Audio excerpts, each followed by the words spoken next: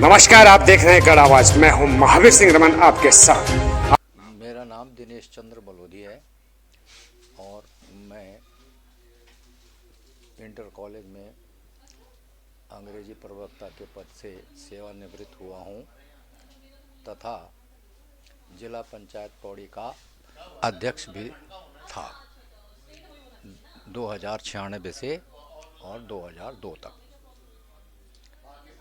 जिस तरह से आपने बताया कि आपका 1950 का जन्म है और आज ठीक 2023 चल रहा है, इस बीच का अनुभव किस तरह रहा जीवन का? जो पुरानी परंपराएं और संस्कृति थी तो इसमें एक शब्द ये आया करता है अंग्रेजी में कि this is the age of social chaos and moral disintegration. तो कुछ ऐसा प्रतीत होता है कि इस समय सामाजिक विप्लव बहुत अधिक हो गया है और परिवारवाद की धारणा टूट रही है, परंतु फिर भी इस प्रयास में कि नई पीढ़ी नई दिशा में कंप्यूटरीकरण की दिशा में आगे बढ़ रही है और हो सकता है कि उसकी वजह से भी थोड़ा सा परिवर्तन समाज में या उनकी स्थितियों में दिखाई पड़ रहा हो, परंतु आज भी इस देश में राष्ट्र के प्रति समर्पण की भावना ज्यों की त्यों बनी हुई है। और जब कभी भी कोई आतंकवादियों द्वारा सेना के जवानों की शहादत की जाती है तो उसमें जो जन सैलाब उमड़ता है उसे देख करके आंखें नम हो जाया करती हैं। अब एक चीज़ और जानना चाहूँगा कि जो आज की हमारी राजनीति है, आपने 1950 में जो उससे देखा होगा कि उस समय की राजनीति जो एक राजनीतिकों के द्वारा की जाती थी, विकास कार्यों की बात, देश हित की बात, उसमें और आज के हित में, आज के दौर में जो चल रहा है उसमें कुछ परिवर्तन आया है। मुझे भी लगता है, आपको भी शायद लगता होगा। क्यों? हाँ, इसमें बहुत परिवर्तन आया है और ये परिवर्तन विशेष करके आर्थिक संस्कृति को बढ़ावा देने वाला परिवर्तन मालूम पड़ता है।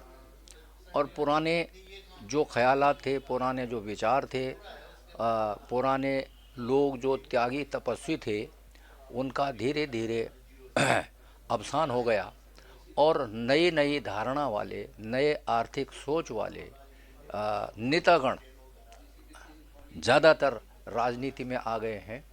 और उसकी वजह से जैसे कि आजकल कहा भी जा रहा है, रेवड़ी संस्कृति का करीब करीब सभी तरफ से प्रादुर्भाव हो गया है। उत्तराखंड के निवासी हैं, उत्तराखंड को देवभूमि कहा जाता है। उत्तराखंड के जो आज के युवा हैं वो अधिकतर जो है कि वेस्टर्न कल्चर की ओर जा रहे हैं।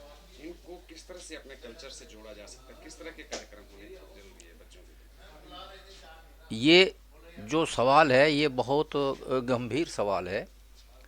इसमें सबसे पहली बात तो ये है कि हम अपने युवाओं के पलायन को रोक नहीं पा रहे हैं और उसका मूल कारण ये है कि हमारा यहाँ पर ऐसा सिस्टम खड़ा नहीं हो पाया है कि जिससे कि हमारे युवा यहीं रुक सकें।